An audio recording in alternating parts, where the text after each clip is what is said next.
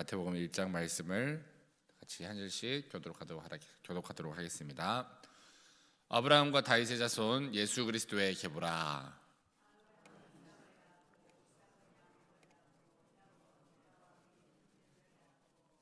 유다는 다말에게서 베레스와 세라를 낳고, 베레스는 헤스론을 낳고, 헤스론은 람을 낳고,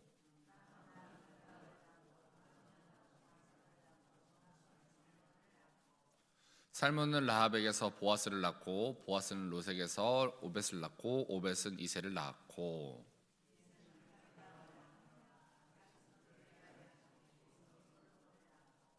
솔로몬은 르호보암을 낳고, 르호보암은 아비야를 낳고, 아비야는 아사를 낳고,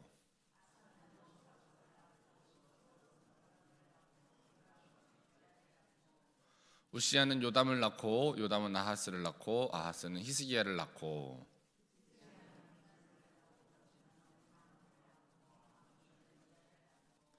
바벨론으로 사로잡혀갈 때에 요시야는 여고냐와 그의 형제들을 낳으니라.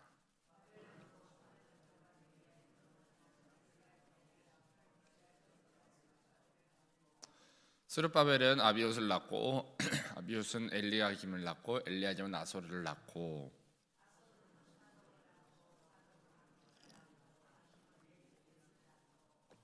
엘리우스는 엘르아사를 낳고, 엘르아사는 mat단을 낳고, mat단은 야곱을 낳고,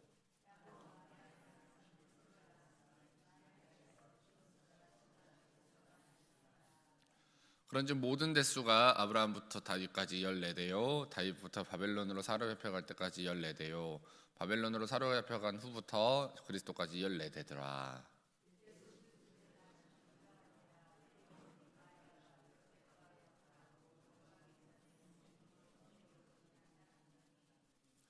그의 남편 요셉은 의로운 사람이라 그를 드러내지 아니하고 가만히 끊고자 하여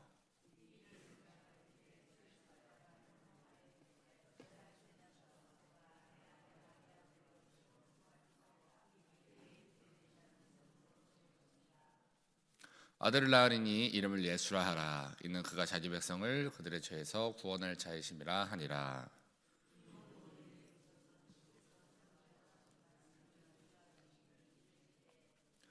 보라, 처녀가 잉태하여 아들을 낳을 것이요 그의 이름은 임마누엘이라 하리라 하셨으니 이를 번역한즉 하나님이 우리와 함께 계시다 함이라.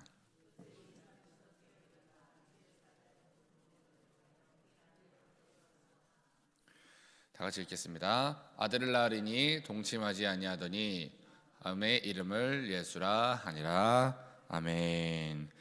네, 사랑하는 성도 여러분, 오늘은 우리 마태복음을 이제 오늘 시작하는 날입니다. 그래서 제가 이 제목을 이렇게 지어봤습니다.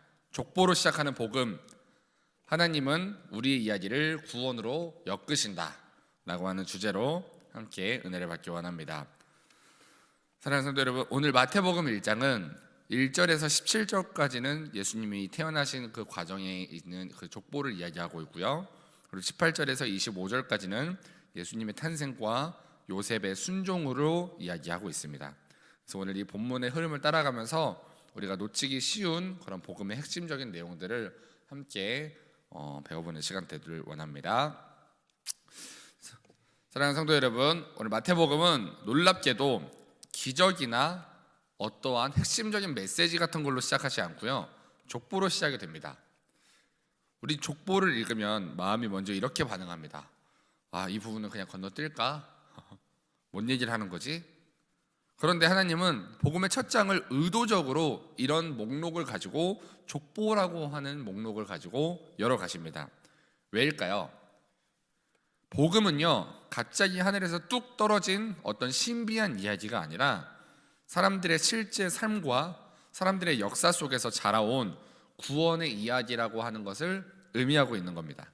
하나님은요, 우리를 이론으로 구원하지 않으시고 우리를 현실 한복판에서 구원을 이루십니다. 옛날 어르신 댁에 이제 옛날 가족 사진 앨범이나 제적 등본이나 호적 같은 기록들이 이렇게 옛날 어르신들 집에는 있습니다. 근데 그 안에는 분명히 자랑스러운 순간들도 있습니다. 와, 이분이 우리의 조상이었구나, 우리의 어른이었구나, 내가 이분의 자녀구나 라고 하는 자랑스러운 순간도 있지만, 우리의 말 못할 눈물의 순간도 그 안에는 들어가 있습니다. 그러다 보니까 어떤 옛날에 왕들이 써왔던 기록에는 어떤 기록은 넣고 어떤 기록은 삭제하기도 하고, 이런 역사의 그런 거짓된 부분들도 우리가 쉽게 발견할 수가 있습니다. 그런데 하나님은요, 우리의 인생을 보실 때 그 나의 상처, 나의 눈물, 나의 아픔을 삭제하지 않으시고요, 구원의 이야기로 그 슬픔과 실패를 엮어서 이야기를 하십니다. 그리고 마태복음 1장이 오늘 바로 그 선언입니다. 마태는요, 첫 줄에서 예수님이 누구신지, 예수님의 정체성을 먼저 선언하고 있습니다. 예수님은 그냥 훌륭한 선생님이 아니라 약속을 성취하는 구원자, 바로 우리가 기다리던 아브라함과 다윗의 자손, 그리고 우리의 왕 예수 그리스도의 계보라라고 하면서 마태복음 1장을 시작하고 있습니다. 여기서 두 가지 표현이 중요한데요, 첫 번째 바로 아브라함의 자손으로 말하고 있습니다. 예수님을.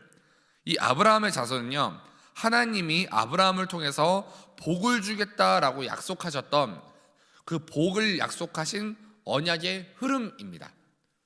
두 번째, 다윗의 자손이라고 하는 이 이야기는요, 하나님이 우리에게 왕을 보내주겠다라고 약속하신 그 왕에 대한 약속, 그 메시아의 흐름이 이 다윗의 자손에서 나타나고 있습니다.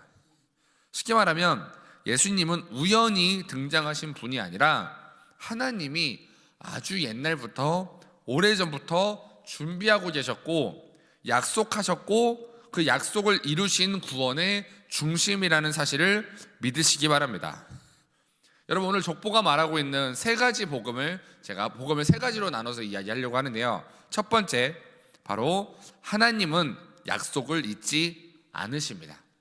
우리 함께 따라해 볼게요. 하나님은 약속을 잊지 않으십니다. 여러분, 족보는 단순한 이름 목록이 아닙니다. 여러분, 한 세대 또 한 세대가 지나더라도 하나님이 약속을 지키고 계신다. 세대는 지나갔지만, 어떤 사람의 세대는 지나갔지만 아브라함에게 약속하시고 나서 그 아브라함의 세대는 지나갔고요, 다윗에게 약속하고 나서 그 다윗의 세대도 다윗의 죽음과 함께 지나갔습니다. 하지만 어떠한 세대가 지나더라도 하나님의 약속은 흔들림이 없었습니다. 사람은 약속을 쉽게 잊어버리지만 하나님은 어떤 세대가 지나든 상관없이 약속을 붙드십니다. 지금 내 삶이 뒤죽박죽 같아도요, 하나님은 역사를 통째로 보시고 나를 향한 약속을 반드시 지키신다는 사실을 믿으시기 바랍니다. 여러분, 공사 현장에서 도면이 없으면 오늘은 벽을 세우고 내일은 허물고, 오늘은 또 벽을 세우고 내일은 또 이거 잘못됐네 하고 또 허물고, 계속 우리는 이런 것을 반복하고 헛돌게 됩니다. 공사 현장에서 그 건축이 진행이 되질 않습니다. 그런데 도면이 있으면 소음이 막 있고 먼지가 아무리 날려도 결국은 한 걸음 한 걸음 완성을 향해 나아갑니다. 이 족보는 하나님의 도면과 같습니다. 너희는 내가 계획하는 것을 알지 못하지만 나는 내가 계획하는 대로 한 걸음씩 나아가고 있다라고 하는 사실을 말씀하고 계십니다. 여러분, 우리의 삶이요, 아무리 하나님의 약속과는 다르게 가는 것 같다 할지라도, 오늘 나의 삶이 이게 하나님이 계획하신 일이 맞나 할지라도 그 안에서 하나님은 나를 향한 약속을 이행하고 계십니다. 내 삶에 힘든 일이 생겼을 때 그 힘듦을 통해서 하나님은 무언가를 깨닫게 하려고 하셨고요, 나의 어려움을 통해서 하나님은 나의 삶에 다듬어야 될 부분을 다듬고 계시다라는 사실을 믿으시기 바랍니다. 여러분, 이게 바로 첫 번째 복음입니다. 내 삶이 아무리 흔들려도 첫 번째 뭐라고 했죠? 하나님의 약속은 절대로 흔들리지 않습니다. 두 번째, 바로 족보 안에는요, 깨끗한 사람만 있지 않고 은혜가 들어가 있습니다. 우리 함께 따라해 볼까요? 족보 안에는 은혜가 있습니다. 여러분, 마태는요, 족보 속에 흠이 없는 성공자만 세워놓고 있지 않습니다. 그 안에는 오히려 깨져버린 이야기, 복잡한 이야기, 넘어지고 실패한 흔적들이 그대로 남아 있습니다. 여러분, 족보에는요, 이방 여인들도 등장합니다. 이거는 단지 기록이 아닙니다. 그냥 이방 여자를 통해서 예수님이 나왔다라고 하는 기록이 아니라 마태가 우리에게 전하고 있는 메시지를 말하고 있습니다. 여러분 3절에 보면은 유다는 다말에게서 베레스와 세라를 낳았다고 했는데, 여러분 이 관계가 어떤 관계인지 아시죠? 창세기 38장에 보면 유다와 다말의 관계는 부부 사이가 아닙니다. 어떤 사이죠? 시아버지와 며느리의 관계입니다. 이 며느리가 자기를 몸파는 창녀와 같이 위장해서 자기 시아버지를 속입니다. 그리고 창녀와 관계를 맺은 유다에게서, 이 다말에게서, 이 사이에서 어떻게 보면 불법적인 관계를 통해 태어난 자녀가 베레스였습니다. 여러분 이것만 봐도 우리는 와, 이런 더러운 족보를 통해 하나님이 이 땅에 오신다고? 라고 하는 생각을 하게 됩니다. 저는 어렸을 때부터 이 족보를 보면서 이 유다와 다말의 이야기에 너무 큰 감동을 받았습니다. 나를 통해서도 나는 이상한 생각도 했습니다. 절대로 저를 통해서는 예수님이 나오지 않습니다, 여러분. 하지만 나를 통해서도 하나님의 은혜가 흐를 수 있는 거구나 라는 것을 깨달았습니다. 사랑하는 성도 여러분, 이게 진짜 엄청난 복음입니다. 여러분, 하나님은요 어떤 완벽한 사람을 불러서 쓰시는 분이라고 한다면 우리 중에 여기 있을 사람 아무도 없습니다. 특별히 저는 여기 서 있을 자격이 더더욱 없습니다. 우리 하나님은 부서진 사람을 고치시고 그 부서진 사람을 구원 이야기에다가 넣으시는 분이십니다. 여러분 어떤 가정은요 손님이 오면 금이 간 그릇을 숨기는 가정이 있습니다. 이거는 좀 더러우니까 숨겨야지. 제가 지금 사택에 이사 오고 얼마 되지 않았는데 저희 이제 아내가 손님이 오면은 이거는 보여주고 싶지 않다고 그 화장실 안에 있는 세탁기와 건조기를 커튼으로 가리더라고요. 하면서 이거는 좀 보여주고 싶지 않아 하는 것들은 하나씩 아내가 숨기고 있습니다 지금. 그런데요 어떤 어머니는 손님이 오면은 금이 간 그릇을 그냥 그대로 사용하시는 분들도 계십니다. 야, 이거는 우리 집의 역사야, 우리 집의 추억이야 라고 하면서 그대로 보여주시는 분들도 계십니다. 하나님은 우리의 인생을 그렇게 다뤄가십니다. 숨기고 싶은 금이 있다 할지라도 하나님은 야 숨겨, 야 버려 이렇게 하지 않으시고 야 그 금 간 것도 내가 쓸 거야 라고 말씀하시면서 그냥 이어가십니다. 여러분 두 번째 우리가 족보를 통해서 배워야 될 복음은요, 족보 안에는 예수님이 이 땅에 오시는 그 엄청난 축복의 통로에는 깨끗한 사람만 있었던 게 아니라는 사실입니다.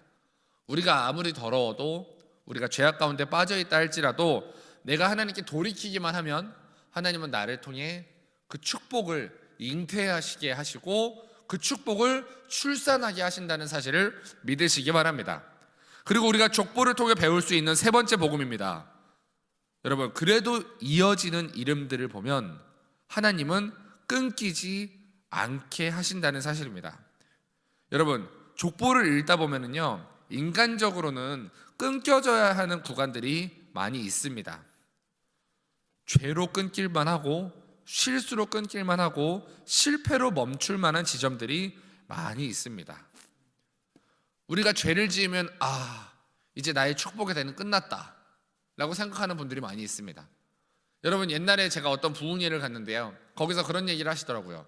여러분 혹시나 제사 드리면 우리가 장례식장에 가서 절을 하게 되면 나의 축복의 대는 끝나고 그때부터는 저주의 3대 4대가 시작됩니다 라고 하는 이야기를 하시는 분들이 많이 있었습니다.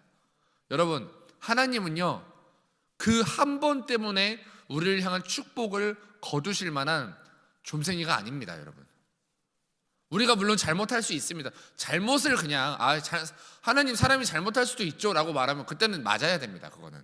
근데요 우리가 하나님 앞에 잘못했을 때 하나님 이거 내가 잘못했습니다 하고 하나님께 돌이키면 하나님이 그거를 너는 한번 잘못했으니까 그거에 대한 대가를 반드시 받아야 돼 라고 하면서 마음속에 그 죄를 담아두고 반드시 그 죄에 대한 복수를 하시는 분이 아닙니다. 여러분 하나님은 우리가 죄를 고백하고 하나님 앞에 돌이키기만 하면 내가 절대로 기억조차 하지 않는다 그랬습니다. 그렇기 때문에 족보 속에서 그런 엄청난 죄악이 숨어 있는데도, 이방 여자가 그렇게 많이 들어가 있는데도 하나님은 거기서 족보를 끊지 않으시고 그 족보를 그대로 이어서 가게 하십니다. 우리가 이 새벽에 붙잡을 수 있는 한 문장이 바로 여기에 있습니다. 여러분 한번 따라해 볼까요? 내가 볼 땐 끝난 것 같아도 하나님은 쓰십니다. 여러분 이 족보를 통해서 배워야 되는 우리 이 세 가지 복음을 반드시 붙잡고 돌아가는 오늘 이 새벽이 되시기를 소망합니다. 여러분 이제 족보가 끝나고 나면 예수님의 탄생 이야기로 넘어갑니다. 여기서 나오는 핵심적인 인물은요 바로 요셉입니다. 요셉은 마리아와 약혼을 하고 이제 너와 나와 약속을 하자, 우리가 이제는 반드시 결혼을 하자라고 말하고, 이제는요 마리아가 요셉의 집에 들어와서 함께 살면서 이 요셉의 집의 문화를 익히고, 요셉의 집에서는 이렇게 사는 거구나, 내가 이제는 나의 부모님의 딸이 아니라 이 집안의 며느리로, 딸로 이제 살아가야 되기 때문에 그 집안의 문화를 익히고 있는 중이었습니다. 근데 그 와중에 여러분 무슨 일이 일어나게 되죠? 마리아가 임신을 하게 됩니다. 여러분, 요셉과 마리아는 함께 잠자리를 갖지 않았는데 이 마리아가 아기를 갖게 된 겁니다. 여러분, 그런데 성경은 그때 이렇게 이야기합니다. 요셉을 어떤 사람이라고 말하나요? 의로운 사람이라고 부르고 있습니다. 그 의로움은요 정죄해서 남을 죽이는 의를 말하는 게 아니라요, 자기 안에 무언가 깨끗함과 자기 안에 뭔가 정확한 기준을 가지고 있는 그런 의로움을 말한 게 아니라요, 바로 살려내는, 죽어야 될 마리아를, 그때의 법으로 보면 당연히 사형단이 마땅한 마리아를 살려내는 의로움을 갖고 있었습니다. 성경은요 요셉이 마리아의 그 임신함을 드러내지 않고 어떻게 끊고자 했다고 말합니까? 가만히 끊고자 했다고 말하고 있습니다. 쉽게 말하면 자기가 할 수 있는 범위 내에서, 가능한 범위 내에서 상대를 망가뜨리지 않고, 상대를 무너뜨리지 않고 자기가 조용하게 해결해 주려고 했습니다. 여러분, 우리도 이 가정에서, 또 직장에서, 우리 교회 안에서 누군가가 실수하는 것을 보게 됩니다. 우리는 그때 두 갈래 길에 서게 됩니다. 첫 번째, 소문을 내고 망신을 주고 이거에 대해서 다른 사람에게 이야기를 꼭 해서, 꼭 입이 가벼운 사람한테 그 얘기를 합니다. 우리는 왜요? 내가 소문내면 내가 나쁜 사람 같으니까 다른 사람이 소문내게 하려고 소문낼 수 있는 사람을 찾습니다. 그리고 그 사람에게 실수를 조용하게 걱정해주는 척 하면서 이야기를 합니다. 저 사람이 저랬는데 어떻게 하냐, 저 사람 저래서 어떡하냐, 우리가 기도해줘야 돼 라고 하면서 그 사람의 허물을 이야기합니다. 그리고 또 하나의 길은 그 사람의 잘못을 조용히 덮어주고 못 본 척하면서 바로 잡을 수 있게 뒤에서 기도해주는 길이 있습니다. 여러분, 요셉의 의로움은요 두 번째 길로 갔습니다. 성도의 믿음도 결국은 이게 내가 성도냐 아니면 내가 가라지냐라고 하는 게 어디서 드러나냐? 내가 누군가를 살리는 선택을 하냐, 내가 누군가를 죽이는 선택을 하냐, 여기서 드러난다는 사실을 믿으시기 바랍니다. 여러분, 그때 천사가 요셉에게 이렇게 이야기합니다. 임신한 마리아의 임신 사실을 알고 어떡하나 하고요 낙심에 빠져있는, 근심에 빠져있는 요셉에게 천사가 이렇게 이야기합니다. 두려워하지 말라. 요셉이 두려워했던 것은요 요셉 자신만의 체면이 아니라 인생이 무너지는 느낌을 아마 받았을 겁니다.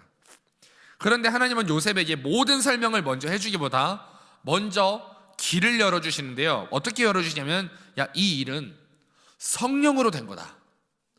어떠한 남자로 인해서 된 게 아니라 성령으로 인해서 된 거다. 너는 거기에 순종하기만 하면 된다. 사랑하는 성도 여러분, 믿음은요 우리를 늘 이런 자리에 서게 만듭니다. 이해가 다 된 후에 순종하는 게 아니라, 우리가 말씀을 붙들고 내가 이해가 되지 않지만 순종하면서 가다 보면 나중에 이해가 따라올 때가 대부분입니다. 여러분, 여호수아에게 요단강을 건너라고 할 때 강을 갈라놓고 건너라고 하지 않았습니다. 일단 강을 밟아라. 그때 어떻게 된다고 말하지도 않았습니다. 그냥 강을 건너라. 여러분 어떨 것 같으세요? 제가 예전에 한번 차 타고 이렇게 오다가 낙동강을 한번 봤습니다. 양산정정 가는 길에 낙동강이 있더라고요. 여기 청년들이 전선생 여기가 낙동강이에요. 그래서 제가 그 낙동강 놀이할 때 그 낙동강이에요. 그래서 처음 봤습니다. 낙동강을. 근데 그 낙동강이 여러분 생각해 보세요. 낙동강을 건너십시오 여러분 라고 말하고 그냥 낙동강을 건너가라고 하면 뭐 어떻게 하실 것 같으세요 여러분? 우리는 그런 짓을 뭐하러 해요. 예, 뻔히 빠져 죽을 게 뻔히 아는데 우리는 절대 그런 행동을 하지 않습니다. 근데 여호수아에게 하나님은 그렇게 명령하신 겁니다. 어떠한 설명을 하지 않고 일단 요단강에 발을 디뎌라.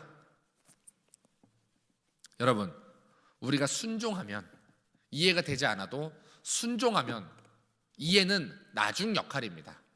내가 이해하고 나서 순종하려고 하면 절대로 순종할 수 없다는 사실을 믿으시기 바랍니다. 그리고 우리가 그냥 믿음으로 순종할 때 그때 바로 하나님이 일하신다는 사실을 믿으시기 바랍니다. 여러분, 그리고 마태복음 1장에서는요 우리에게 주는 이름이 두 가지의 이름이 있습니다. 첫 번째 어떤 이름이 있죠? 예수라고 하는 이름이 있습니다. 여러분, 마태복음 1장의 심장은 바로 한 문장입니다. 예수님이 오신 목적은 우리의 사정이 조금 좋아지게 만들기 위해서, 우리의 재정 상황이나 우리의 건강을 좀 좋게 만들려고 이 땅에 오신 게 아닙니다. 바로 예수님의 오신 목적은 딱 하나인데요, 바로 죄로부터 구원을 말하고 있습니다. 여러분, 죄는 단순히 실수 몇 번을 한 거를 말하는 게 아니라 하나님 없이 살아가고 있는 나의 삶의 근원, 하나님이 없는 내 삶의 근원을 말하고 있습니다. 예수님은 그 뿌리, 하나님 없이 살아가고 있는 이 죄의 뿌리를 건드려서 우리를 살리시는 분이라는 사실을 믿으시기 바랍니다.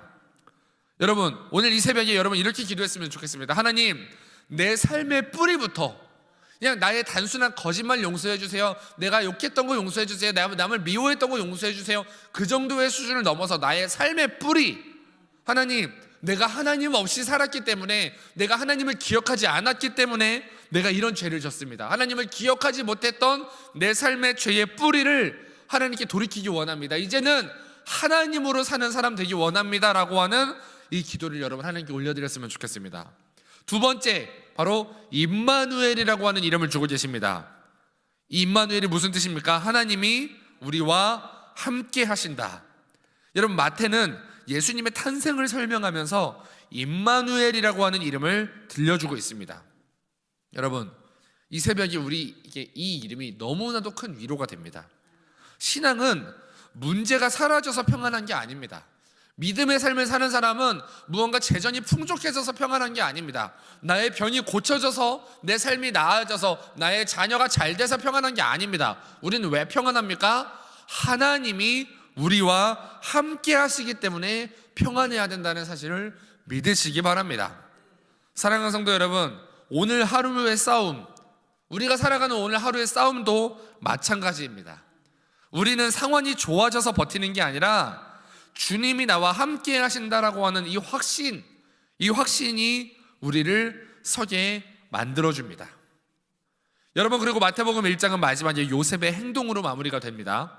요셉은 이해가 다 돼서 순종한 게 아니라 그냥 이해가 되지 않았지만 말씀하셨기 때문에 순종합니다. 이 작은 순종을 통해 하나님의 큰 구원이 이 역사 속으로 들어오게 되었습니다.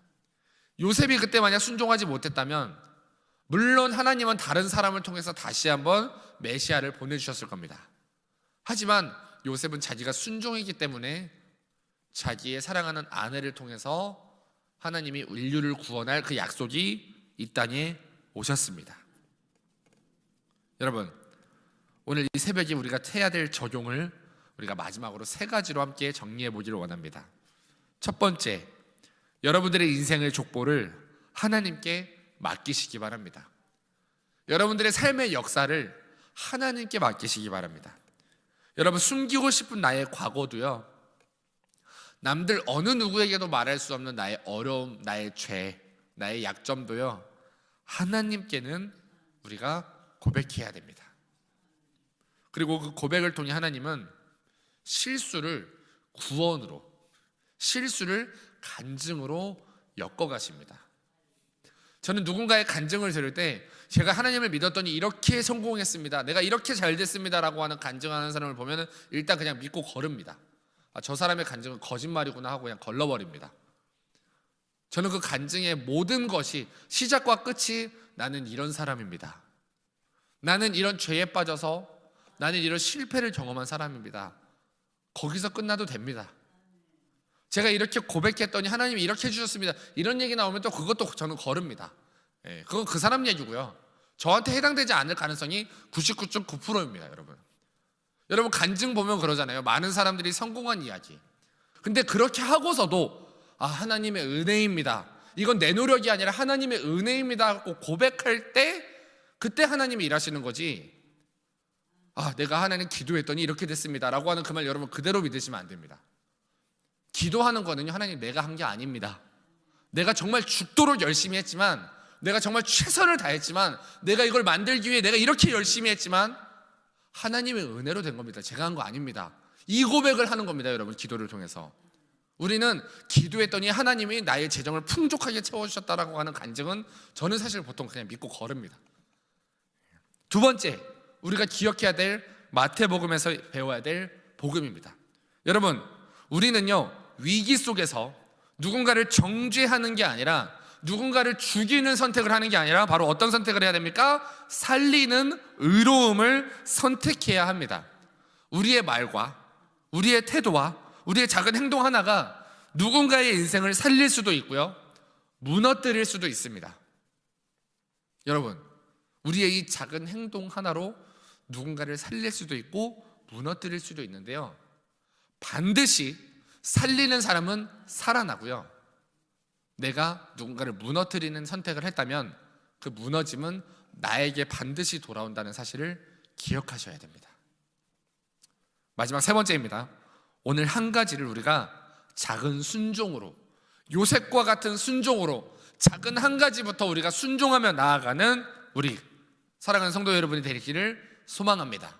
그래서 우리가 잘나서, 우리가 무언가 대단해서 하나님의 일을 하는 게 아니라, 우리가 약하지만, 우리가 아무것도 아닌 것 같지만, 우리가 죄악 가운데 빠져 있지만, 우리가 오늘도 넘어지지만, 그럼에도 불구하고 내가 하나님 오늘 하루 내가 이거 하나만큼은, 내가 지금 나를 화나게 만드는 저 사람을 바라보고 내가 저 사람에 대해서 아주 그냥 막말을 쏟아부어주고 싶은데, 내가 아주 그냥 한 대를 맞았으니까 한 10대를 때려주고 싶지만, 하나님 내 마음속에 이 분노를 내가 억누르고 오늘 하루는 내가 작은 순종, 나를 미워하는 원수를 위해서 기도하라고 하는 하나님의 말씀에 작은 순종을 통해서 하나님, 내가 요셉과 같은 하나님께 의로운 사람이라고 인정받는 사람이 되고 싶습니다. 하나님 내가 오늘 순종하겠습니다 하면서 나를 비워내고 나를 누르는,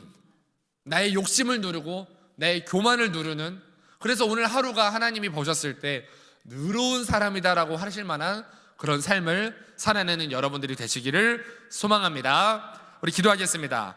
살아계신 하나님 아버지 감사합니다. 오늘 우리가 마태복음 1장 말씀을 통해 우리의 정체성을 우리가 다시 한번 붙잡기 원합니다. 우리의 인생이 복잡하고 부끄러운 대목이 있어도 하나님은 그 이야기까지 구원의 역사로 엮어가는 분이라는 사실을 우리가 믿습니다. 하나님, 죄에서 우리를 구원하시는 예수님을 더 의지하게 하여 주시고 우리가 임마누엘의 함께 하심을 붙드는 하루가 되게 하여 주시옵소서.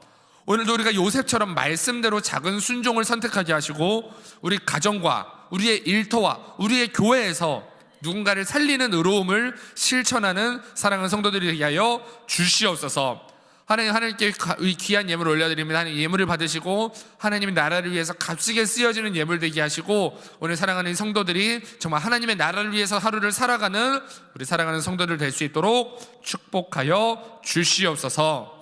예수님의 이름으로 기도하옵나이다. 아멘. 하늘에 계신 우리 아버지, 아버지의 이름을 거룩하게 하시며 아버지의 나라가 오게 하시며 아버지의 뜻이 하늘에서와 같이 땅에서도 이루어지게 하소서.